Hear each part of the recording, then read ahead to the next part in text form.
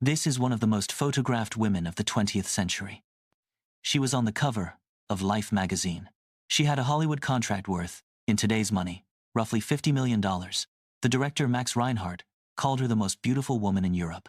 This is the same woman, in her own home, working on the patent that would, 6 decades later, become the basis for your Wi-Fi, your GPS, and most of the wireless communication on Earth. Almost nobody knew she did this in her lifetime. Most people still do not. This is the story of how that happened, and why she was not allowed to know what she had built. Her real name was Hedwig Eva Maria Kiesler. She was born in 1914, in Vienna, to a wealthy Jewish family. Her father was a bank director who used to take long walks with her as a child and explain, in patient detail, how every piece of machinery they passed actually worked. Trams, printing presses, streetlights. She remembered every word of those walks for the rest of her life. She made her first film at 16. By 19, she was an international scandal after a Czech film called Ecstasy, in which she became the first woman in mainstream cinema to appear nude on screen. The Pope denounced her. Hitler banned the film. Hollywood, naturally, signed her immediately. MGM gave her a new name, Hedy Lamarr, and a new identity. American audiences were told almost nothing about her past. She was simply, in the studio, S-words, the most beautiful woman in the world. Her contracts forbade her from speaking publicly about science, about engineering, about any of the things she had loved as a child. So she did them, in private. In her trailer between takes, in her home after dinner, Lamarr filled notebooks with diagrams. She redesigned the wing shape of military aircraft. She sketched improvements to traffic signals. She invented a tablet that, dropped in water, was supposed to produce a vitamin-enhanced soft drink.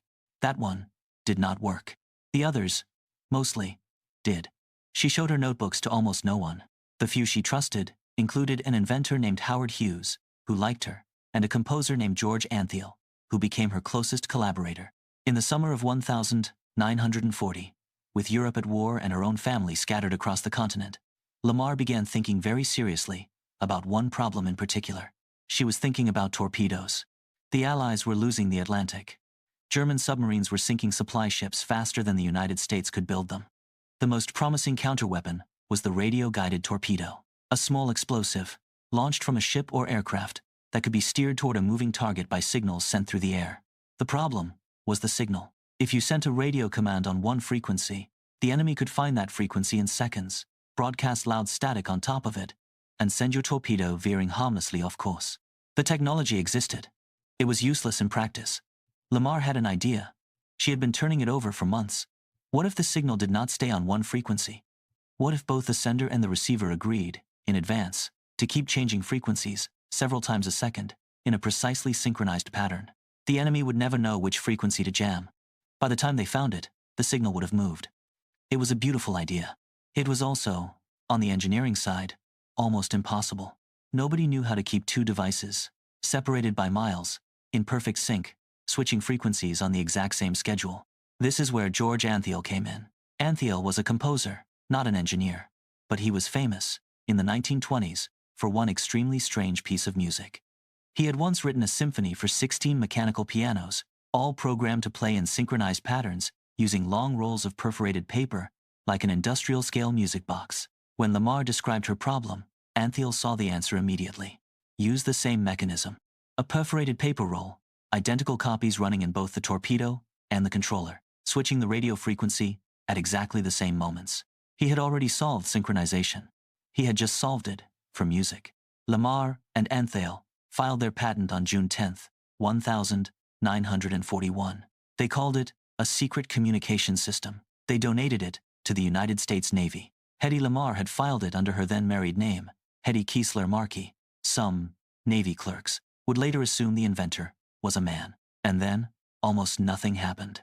The Navy thanked her for the patent. They suggested she could best help the war effort by using her fame to sell war bonds.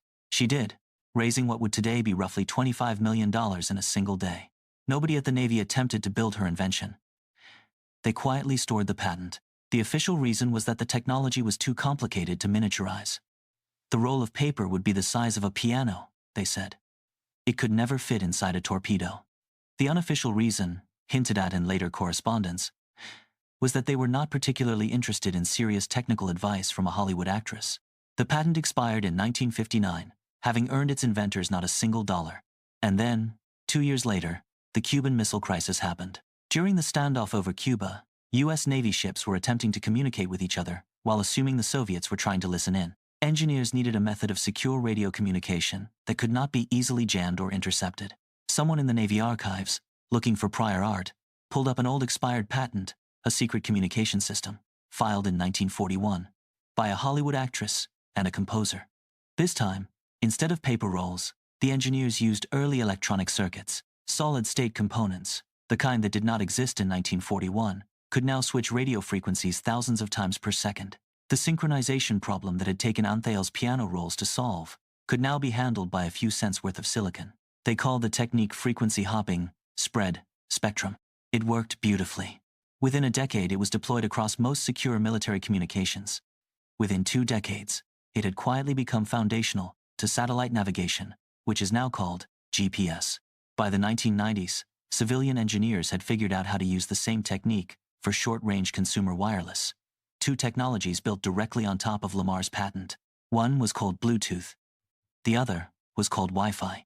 Every time your phone connects to a wireless network, somewhere in its software is the descendant of an idea Lamarr sketched in a notebook in 1940. While she was supposed to be memorizing her lines for an MGM picture, she did not know about any of this. Not at first. By the 1990s, Hedy Lamarr was 80 years old. She had been out of films for decades.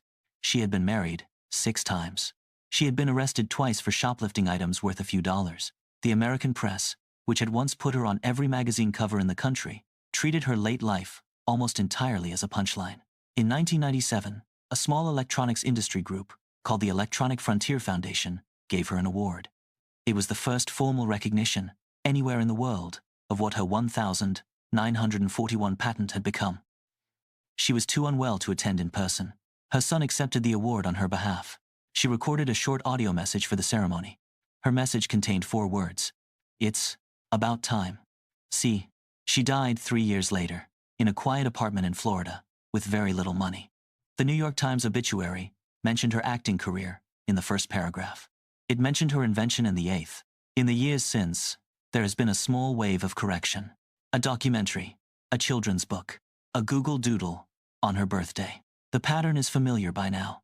The story is told, finally, decades after it could have made any difference to the person who lived it. It is tempting, when telling a story like Lamarr's, to make it about institutional sexism. And that is part of it. Igand, the Navy did not take her seriously because of who they thought she was. Not because of what she had built, but the story is also something larger than that. It is a story about how easy it is to look directly at a person and not see them. Hedy Lamarr was looked at, professionally, by more cameras and more eyes than almost anyone of her generation.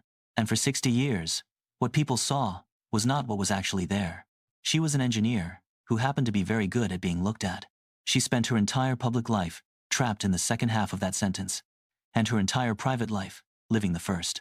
Which raises a question that this channel is going to keep asking. How many other Hedys are there, quietly making things, in rooms we are not watching, that the world will eventually need, and that the world will eventually forget to thank them for? The honest answer, again, is probably more than we think. The next time you connect to a wireless network, you will know who to thank. And you will know what she was not allowed to know.